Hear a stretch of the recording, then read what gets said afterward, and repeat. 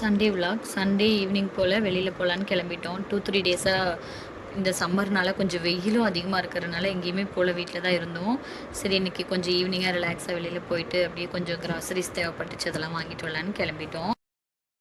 First நாங்கள் evening snacks ஏதாவது லைட்டாக சாப்பிட்டுட்டு அதுக்கப்புறமா போகலான்ட்டு மகாலிங்கபுரம் பார்க்கு பக்கத்தில் இருக்கிற இந்த இடத்துக்கு தான் போனோம்.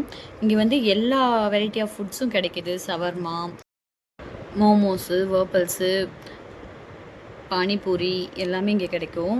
நீங்களும் பொள்ளாச்சியில் இருக்கீங்கன்னா கண்டிப்பாக போய் ட்ரை பண்ணி பாருங்கள்.